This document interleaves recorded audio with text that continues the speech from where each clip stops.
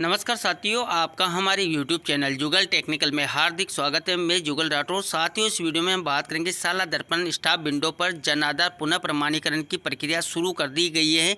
यानी कि अब आप जो है साला दर्पण पर रीऑथेंटिकेशन स्टूडेंट जन आधार प्रोसेस कर सकते हैं। इसको लेकर कुछ दिशा निर्देश दिए गए हैं और शर्तें भी बताई गई है और OTP प्रक्रिया क्या है, यानी कि जन आधार दोबारा ऑथेंटिकेशन करना है तो किस प्रकार करना है, इसकी पूरी प्रक्रिया क्या रहने वाली है, पूरी जानकारी स्टेप बाय स्टेप मैं आपको इस वीडियो में देने वाला हूं। तो कंप्लीट पूरा वीडियो देखिए। और आप हमारे चैनल पे नए और अभी तक आपने हमारे चैनल को सब्सक्राइब नहीं किया तो चैनल को सब्सक्राइब करें, बेल आइकन प्रेस करके ऑल पर जरूर क्लिक करें, क्योंकि ऐसी लेटेस्ट जानकारी मैं आपको लगातार देता रहता हूं। तो शुरू करते हैं। तो देखिए, यहाँ पर राजस्थान स्कूल शिक्षा परिषद के द्वारा साला दर्पण पोर्टल पर विद्यार्थियों के जन आधार पुनः प्रमाणीकरण के संबंध में यह आदेश जारी किया गया है। यानी कि अब साला दर्पण पर आप विद्यार्थियों का जन आधार पुनः प्रमाणीकरण कर सकते हैं। इसके लिए क्या क्या शर्तें हैं, क्या क्या पूरी जानकारी है, तो देखिए यहाँ पर साला दर्पण पोर्टल पर विभिन्न लाभकारी योजनाओं हेतु विद्यार्थियों का जन आधार डाटा प्रमाणित करवाया जाता है, जिसके एक बार प्रमाणित होने जाने के बाद विभिन्न कारणों या कतिपय परिस्थितियों के मद्देनजर विद्यार्थी विशेष के डाटा के पुनः प्रमाणीकरण की आवश्यकता के मद्देनजर कक्षाध्यापक के स्टाफ विंडो लॉगिन पर ध्यान दिया पर कक्षाध्यापक के स्टाफ विंडो लॉगिन पर पुनः प्रमाणीकरण की सुविधा उपलब्ध करवा दी गई है। इस हेतु निर्धारित प्रक्रिया एवं निर्देश संलग्न किए गए हैं। यानी कि इसकी एक निर्धारित प्रक्रिया बताई गई है और निर्देश भी यहाँ पर दिए गए हैं। आपको 100% जन आधार प्रमाणीकरण करना है।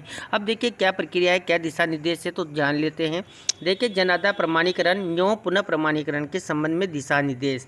तो देखिए, साला दर्पण पोर्टल पर जन आधार प्रमाणीकरण पूर्व की भांति स्टाफ विंडो लॉगिन से ही किया जाना जारी है। यानी कि जो साला दर्पण स्टाफ लॉगिन है, स्टाफ लॉगिन पर आपको पता है कि जन आधार और आधार प्रमाणीकरण की व्यवस्था पहले से ही है। इसका भी मैंने अलग से पूरा वीडियो बनाया था जिसमें पूरी ऑनलाइन प्रोसेस आपको बताई थी। अगर आप वो वीडियो देखना चाहते हैं तो प्राई बटन पर लिंक मिल जाएगा, जहाँ जाकर पूरी प्रक्रिया जन आधार आधार ऑथेंटिकेशन की आप जान सकते हैं। देखिए, साला दर्पण पर विद्यार्थी का नाम, देखिए यहाँ पर विद्यार्थी का नाम है, जन्म दिनांक और जेंडर के आधार पर जन आधार नंबर को जन आधार पोर्टल पर उस विद्यार्थी के उपलब्ध डाटा से मिलान कर प्रमाणित किया जाता है। यानी कि आपके साला दर्पण पर और जन आधार पर, जन आधार पोर्टल पर ये तीनों चीज़ें, विद्यार्थी का नाम, जन्म दिनांक और जेंडर एक मैच होना चाहिए। देखिए, अगर विद्यार्थी साला दर्पण पर उपलब्ध डाटा और जन आधार में उसके उपलब्ध डाटा में कोई भिन्नता हो तो साला दर्पण पोर्टल पर एवं जन आधार पोर्टल पर तय प्रक्रिया के माध्यम से जन आधार या साला दर्पण डाटा में संशोधन करवाया जाकर जन आधार प्रमाणीकरण किया जा सकता है। यानी कि अगर मान लीजिए इन दोनों का डाटा भिन्न है, साला दर्पण पोर्टल का और जन आधार पोर्टल का, तो आपके जो भी तय प्रक्रिया है, यानी कि साला दर्पण पर भी आप संशोधन कर सकते हैं। जो प्रक्रियाएं हैं उसके अनुसार उस साला दर्पण पर आपको कोई भी चीज़ चेंज करनी तो कैसे करनी, इसकी भी मैंने अलग से पूरी प्रक्रिया बता रखी है। अगर आप वो वीडियो भी देखना चाहते हैं तो वीडियो के डिस्क्रिप्शन में लिंक मिल जाएगा। या आप जन आधार पोर्टल पर भी जो है स्टूडेंट का डाटा चेंज करवा सकते हैं। यानी कि दोनों जगह आप डाटा चेंज करवा सकते हैं। जहाँ भी आपको लगता है कि यहाँ पर डाटा चेंज करने की आवश्यकता है, वहाँ पर डाटा चेंज आप करवा के स्टूडेंट का जो जन आधार ऑथेंटिकेशन है वो आप कर सकते हैं।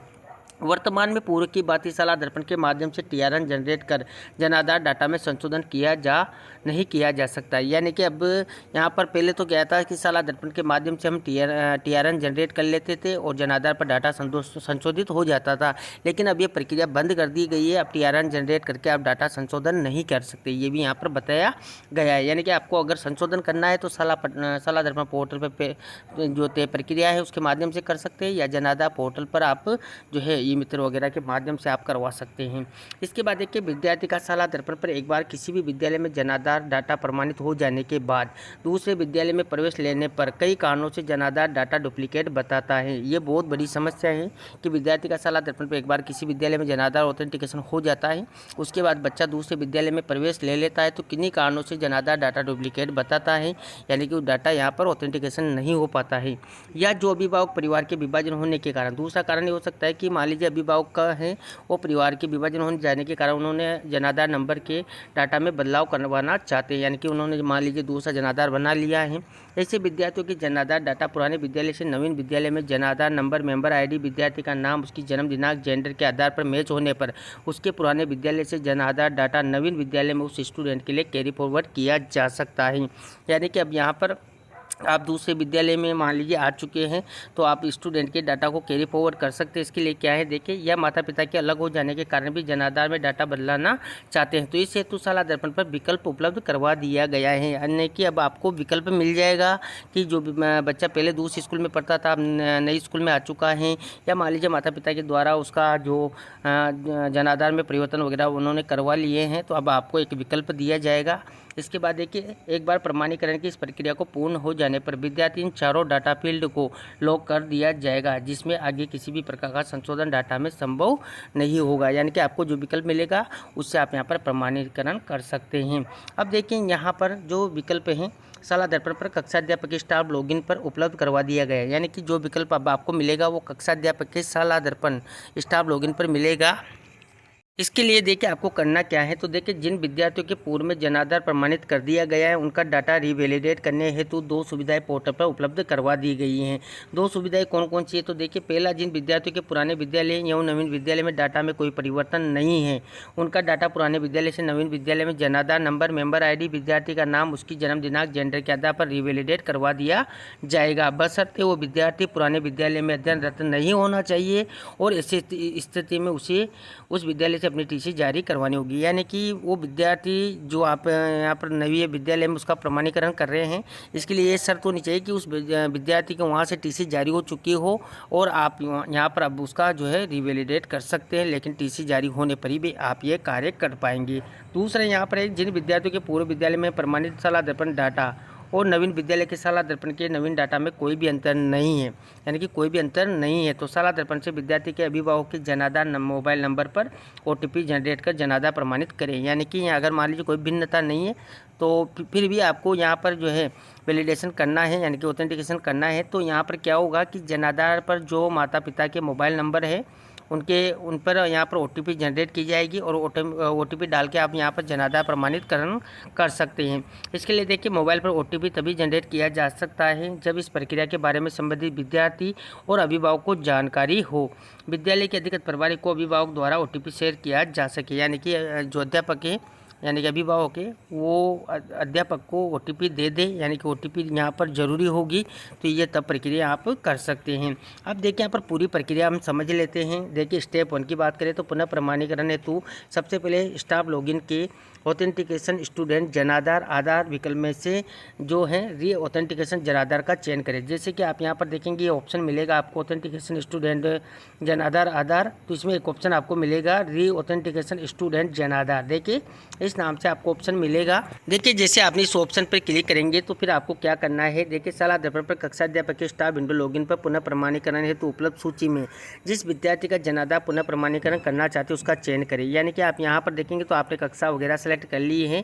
अब यहाँ पर देखिए 2 ऑप्शन आपको मिलेंगे, ऑलरेडी ऑथेंटिकेशन स्टूडेंट और नॉट ऑथेंटिकेशन जिनका हो रहा है वो स्टूडेंट, और यहाँ से गेट स्टूडेंट वाइज डाटा आप प्राप्त कर सकते हैं। अब देखेंगे तो यहाँ पर लिस्ट आपके आ चुकी है। देखिए मैंने अभी नोट ऑथेंटिकेट का यहाँ पर ऑप्शन ले रखा है तो उसके अकॉर्डिंग यहाँ पर मिल जाएगा, आप पूरा दोनों ले सकते हैं। अब देखिए यहाँ पर पीछे आपको एक्शन में एक ऑप्शन मिलता है ऑथेंटिकेट जनाधार। आप यहाँ पर जिस भी स्टूडेंट का करना चाहते हैं उसके ऑथेंटिकेट जनाधार पर क्लिक करेंगे और जैसे आप क्लिक करेंगे तो यहाँ पर देखिए विद्यार्थी के चयन के बाद संबंधित विद्यार्थी का जनाधार नंबर नीचे दिखाए विकल्प में ध्यानपूर्वक भरें और देखिए प्रोसेस टू ऑथेंटिकेशन जनाधार बटन पर क्लिक करके फेच करें। यानी कि आपको क्या करना है, यहाँ पर इंटर जनाधार यानी कि स्टूडेंट के जनाधार नंबर यहाँ पर फिल करने हैं और आपको प्रोसेस जनाधार ऑथेंटिकेशन पर क्लिक कर देना है। जैसे आप इस पर क्लिक करेंगे तो देखिए विद्यार्थी के दिखाए डाटा अनुसार प्रमाणित करने से पूर्व विद्यार्थी के डाटा का मिलान करें और अगर सभी आवश्यक पैरामीटर मैच हो जाते हैं तो ऑथेंटिकेशन बटन पर क्लिक करके डाटा पुनः प्रमाणित कर ले। तो देखिए यहाँ पर जो स्टूडेंट की करंट शाला दर्पण डिटेल्स आ जाएगी, यहाँ पर पुरानी स्कूल की डिटेल्स आ जाएगी और यहाँ पर देखिए आपको जनाधार ID है वो फिल करनी है, जनाधार मेंबर ID फिल करनी है, नेम जेंडर DOB यहाँ पर ऑटोमेटिक दोनों स्कूल के दिखाई दे रहा है। यहाँ पर पीछे आपको मैच स्टेटस में नज़र आ जाएगा कि क्या क्या चीज़ मैच कर रही है और देखिए यहाँ पर इस प्रकार ये पूरी डिटेल्स स्टूडेंट की नज़र आ जाएगी। यहाँ पर नीचे आप देखेंगे तो जिस स्टूडेंट को आप सेलेक्ट करना चाहते हैं वो स्टूडेंट ऑटोमेटिक यहाँ पर आपको जो है इसके ID के अकॉर्डिंग यहाँ पर ब्लर हो जाएगा, दिखाई देगा कि ये स्टूडेंट है।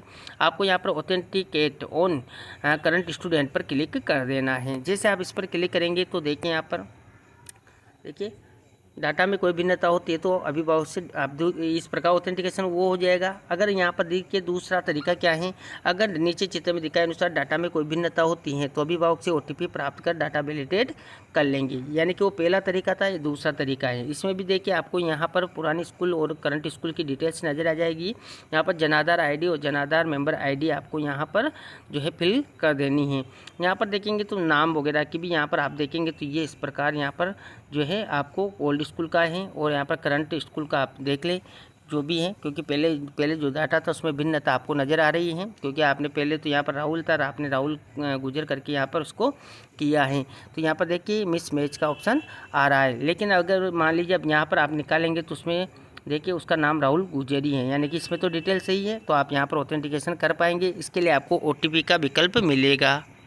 इसके लिए आपको करना क्या है, यहाँ पर आपको डिटेल्स हो ही गई हैं, आपकी यहाँ पर मिलान हो चुका है कि स्टूडेंट का जो जनाधार है वर्तमान और उसकी जो जनाधार डिटेल है बिल्कुल सेम है। आपको यहाँ पर वैलिडेट बाय OTP पर क्लिक करना है। OTP जो है माता पिता के मोबाइल नंबर पर जाएगी, जो रजिस्टर जनाधार में रजिस्टर मोबाइल नंबर है, वहाँ से OTP आपको प्राप्त करनी है, यानी कि OTP आप पूछ ले पहले से, आप बात करके तय करके रखिए कि आपके OTP आएगी, बच्चे का ऑथेंटिकेशन वगैरह हम कर रहे हैं। तो इस प्रकार यहाँ पर OTP डालकर आप जो है यहाँ पर बच्चे का ऑथेंटिकेशन आसानी से कर लेंगे।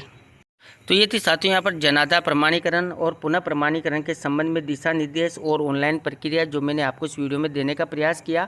हो सकता है साथियों जल्दी ही मैं आपको जो साला दर्पण स्टाफ विंडो इसके माध्यम से पुनः प्रमाणीकरण कैसे करना है इसकी पूरी ऑनलाइन जो प्रोसेस है स्टेप बाय स्टेप मैं आपको बताने का प्रयास करूँगा। तो अभी तक आपने हमारे चैनल को सब्सक्राइब नहीं किया तो चैनल को सब्सक्राइब करें, बेल आइकन प्रेस करके ऑल पर जरूर क्लिक करें, क्योंकि ऐसी ही लेटेस्ट जानकारी मैं आपको लगातार देता रहता हूँ। धन्यवाद साथियों, फिर मिलते हैं नई वीडियो में नई जानकारी के साथ। तब तक के लिए जय हिंद।